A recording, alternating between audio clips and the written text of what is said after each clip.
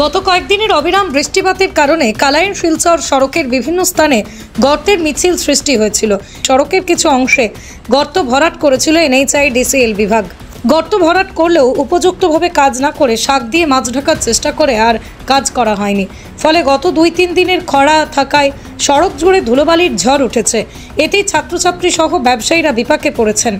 মঙ্গলবার ভাঙারপাড় বাজারে প্রতিবাদে গর্জে উঠলেন স্থানীয় জনগণ। পূর্ত বিভাগ হাই, NHIDCL হাই হাই, আসাম সরকার হাই হাই ইত্যাদি স্লোগানে আকাশ বাতাস মুখরিত হয়ে ওঠে গোটা ভাঙারপাড়।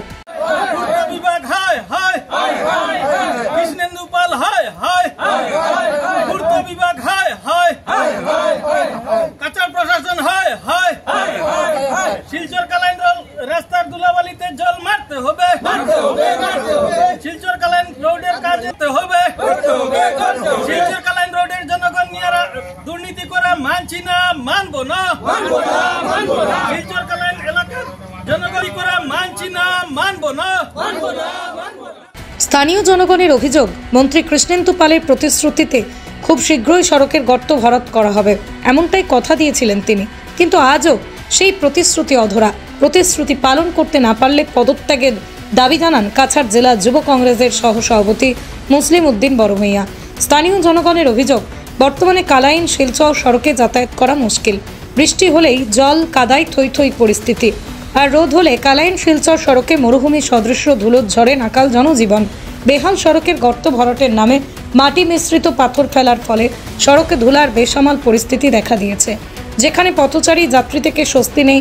স্কুল পড়ুয়াদের গত কয়েকদিনের অনাবৃষ্টির ফলেই ধুলোর ঝড়ে প্রলয়ঙ্করী রূপ নিয়েছে গুরুত্বপূর্ণ কালাইন শিলচর সড়কে, যেখানে ধুলোর ঝড়ে বিষিয়ে উঠেছে প্রাকৃতিক পরিবেশের ভারসাম্য নষ্ট হওয়ায় বিভিন্ন রোগের প্রাদুর্ভাব ঘটার আতঙ্কে আতঙ্কিত মানুষ। কেননা রাস্তায় পুকুর সম গর্তে নামাকে ভাসতে মাটি মিশ্রিত পাথর ফেলে এক প্রকার গা বাঁচানোর চেষ্টা চালাচ্ছে বিভাগ। ফলে গত কয়েকদিনের রোদে ধুলোর ঝড়ে নাকাল জনজীবন। আগামী 3 দিনের মধ্যেই সমস্যার সমাধান না হলে সড়ক অবরোধ করে আন্দোলনের হুঁশিয়ারি দেন স্থানীয় জনগণ। সঙ্গে ব্রিজগুলা যেগুলা রয়েছিল সেতু 7টি ব্রিজ, সেগুলাও কমপ্লিট হয়নি।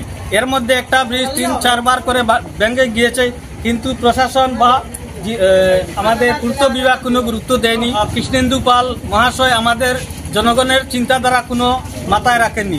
গতিকে আমরা এই এলাকার পক্ষ থেকে তাদেরকে নিন্দা জানাচ্ছি ও বিগত দিন থেকে আমরা জানিয়ে দিয়েছিলাম সাংবাদিকদের মাধ্যমে, মিডিয়ার মাধ্যমে, যে যদি আপনারা দায়িত্ব পালন করতে না পারেন তাহলে আপনারা পদত্যাগ করুন, আমরা সাদা কালেকশন করে আমাদের এলাকার সমস্যা সমাধান করে দিব।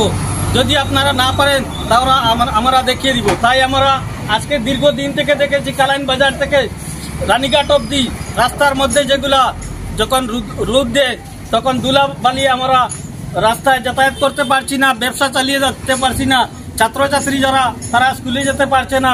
এর মধ্যে বিভিন্ন ধরনের অসুবিধা হচ্ছে, অসুখ বিসুখ হচ্ছে।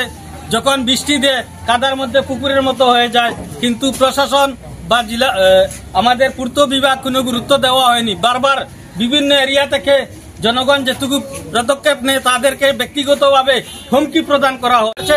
বর্তমানে ভাঙ্গারপাড় বাজার বা কালাইন বাজারে যেগুলা ব্যবসায়ী রয়েছেন, বর্তমানে মাস্ক পরে তারা ব্যবসা চালিয়ে যাচ্ছে। স্কুলের ছাত্রছাত্রী নিরাপদে স্কুলে যেতে পারছে না। আর যখন আমরা বিভিন্ন এরিয়া থেকে প্রতিবাদ করা হয়, সেই সময় দেখা যায় এই এরিয়ার গাতার মধ্যে একটু মাটি ছেড়ে দিয়ে যায়, কোনো ধরনের রুলার মারেন না, আর কোনো ধরনের লেভেলও করা হয়নি, আবারও টিল্লা ধরিয়ে যায়।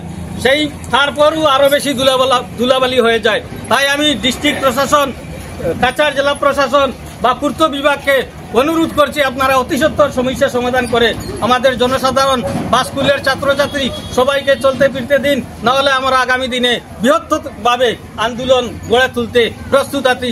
আমরা 2 দিনের বা 3 দিনের মধ্যে যদি এই ধরনের সমস্যা সমাধান না হয় আমরা প্রতিবাদ করতে বাধ্য থাকি।